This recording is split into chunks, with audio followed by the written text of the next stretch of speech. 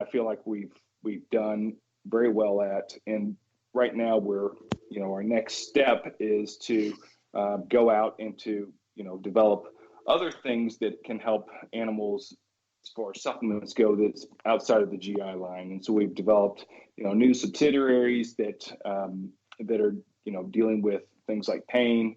We're using the CBD, organic CBD type of products to help with joint pain and anxiety.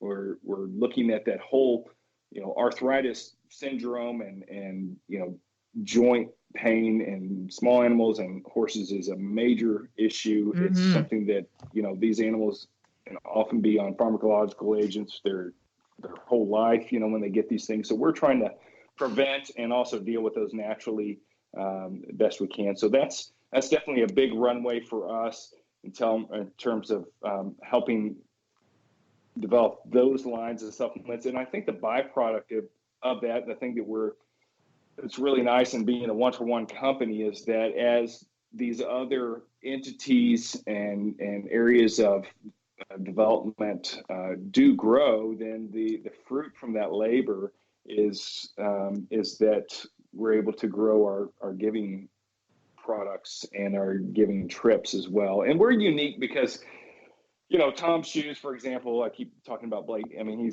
he really set the stage for social enterprises. But if you're a company that we give a shoe every time we make a shoe, or we give 1%, and that's it's really clean, it's simple, and but we naturally make ours complicated because it's so important to us. But we not only provide the giving nutritional supplement, but we provide the actual service as well. And that's something that we don't really count into our program, but it's just something that, we found is very important for us. And as we grow, we develop a bigger and bigger network of individuals. I mean, there's so many equine enthusiasts, whether they're riders, they're in the industry, or they're veterinarians, that want to give back, and they don't know how. I mean, if you're a dentist, there's lots of opportunities for you to go and serve other people. You can go do it at the homeless shelter in town. You can go and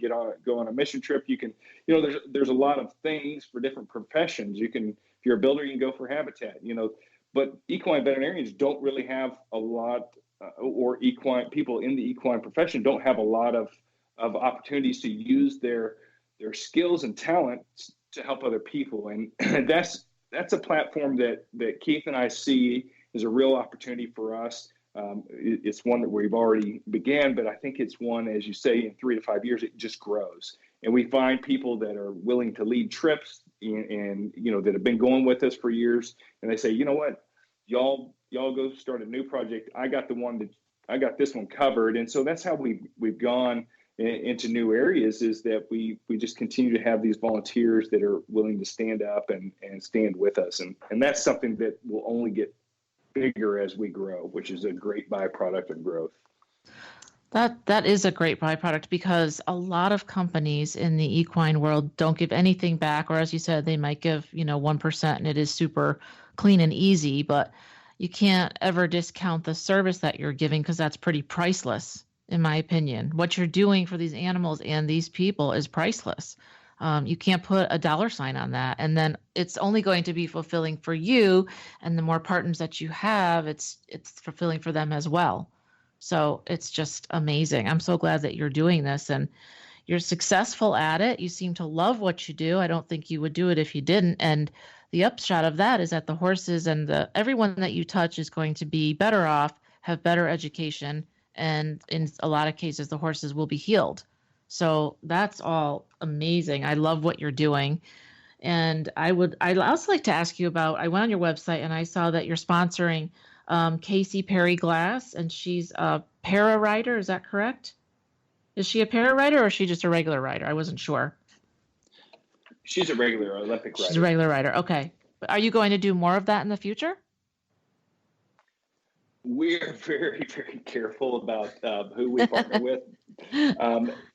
Casey's a very special person, and we're not just about having, champions and, people with,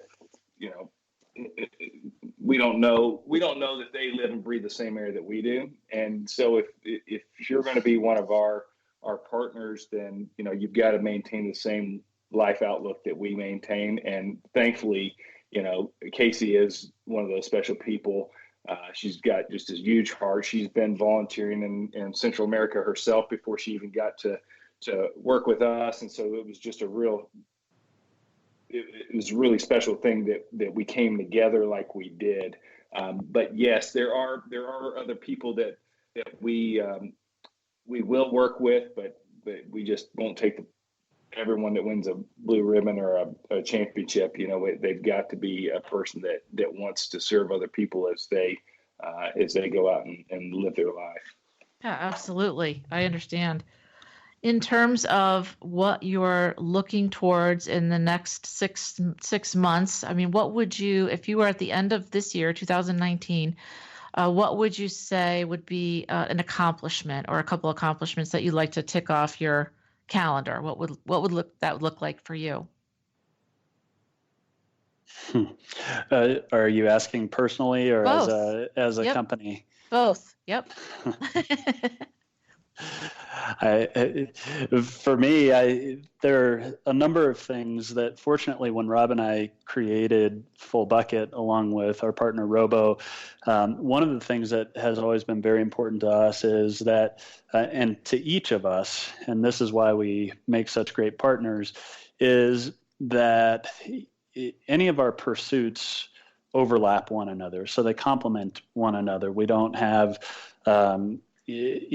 such drastically disparate pursuits that we're working on one thing that doesn't relate to the other. So when we look at Full Bucket and we talk about our giving trips and what we're doing with Full Bucket and some of the bigger ideas that we're thinking about, like the microbiome and how do we harness some of the technologies that are becoming rapidly available for assessing even the equine microbiome, and how does that relate to the supplements that we've already created and will continue to create to optimize gastrointestinal tracts for animals across the world.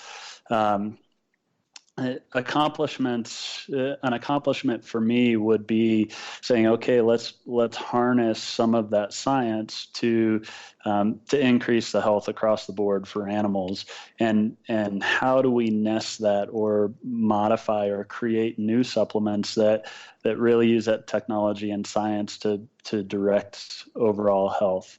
And I think for us too, that's a big contributor to the full science database out in the world, where even human physicians, sort of the One Health model, where human physicians can look at what we're doing in collaboration with others and say, okay, this is what they found in horses, dogs, and cats, and how does that relate to humans? I think that's part of the broader contribution that we're constantly seeking, in addition to what we're doing with our giving program. So I think we have some very specific goals there that I don't necessarily need to share. They'll become apparent as we accomplish them, but they're really exciting for us.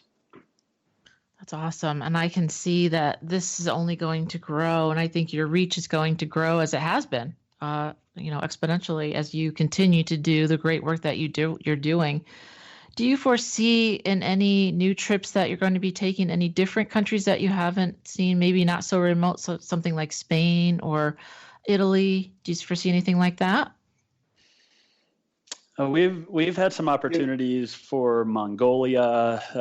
There are quite a few opportunities out there that we've pushed around between one another.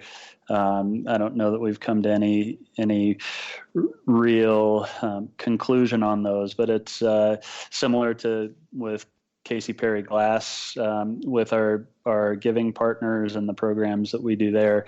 It's something that we're constantly networking and exploring, and when that right partner shows up and we feel like this could be a sustainable thing, it's something that we would sure explore in person more. Rob, you can probably comment on that additionally. Yeah, I think that there are most of them really, Julie, are in the third world. I mean, there's just not that many first world countries that need, that have working animals, for example, that need our care. But there are many areas throughout the world that still are underserved. So again, we said 100 million. You can imagine that a fraction of those are getting some relief services on a consistent basis. I think one thing that Keith said, there's lots of opportunities, and I think we look at life and we realize that there's lots of opportunities in life, but the more focused you can be with your energy, I think the further you can go and you can help. And if you take the country of Guatemala, for example, there are so many horses in that particular country, and to think that we're reaching 10 communities, in just a fraction of the country. We could spend the rest of our lives and grow at a breakneck speed for the business, and grow the giving trips at breakneck speed, and spend the rest of our lives not getting to all those horses. So I think that a sustained focus effort is really going to result in the most change, versus being spread out and sort of having lots of sort of cameos in different locations. So I realize there's tendencies where you want to go a mile wide and an inch deep, but I think for us and the way that we try to make a sustained difference, I think we try to do that by being pretty focused with our giving efforts. Mm-hmm. Yeah. And if I can add, you asked what would be a major accomplishment for us, and one of the things that is really important for us every time we go on a trip and we take U.S.-based veterinarians with us is that we're spawning the opportunity for any of those veterinarians to be able to take on that same process, potentially not with the ongoing giving of supplement, although we would certainly be a partner with somebody who has gone on one of our trips and then says, you know what, there's this opportunity and I'd like to harness that myself. I'd like to lead that and take some veterinarians to do similar work in a different location and really develop that. For us, that's a major win. When we have somebody that does that, and there's nothing more special to us than having a U.S.-based veterinarian who's never had an experience like this before and who just takes it and runs with it. That may be one of our greatest accomplishments when we see somebody go out and just take it on themselves beyond one of our trips. It's a huge win. Huge. Yes. Huge. What would tell the listeners, if you would, I'd love to know what the maybe one most profound experience that you've had, and it can be at the beginning or it can be recent, that you kind of got on the plane and said to each other, like, wow, that was something else that we did today. Does anything stick out in your mind? I'm sure you have lots of stories, but I'm kind of thinking maybe what's the one thing that really were like, wow, this was amazing. I'm glad I was there. Yeah. It may not be as penultimate as you're digging for, but I will say that it never fails.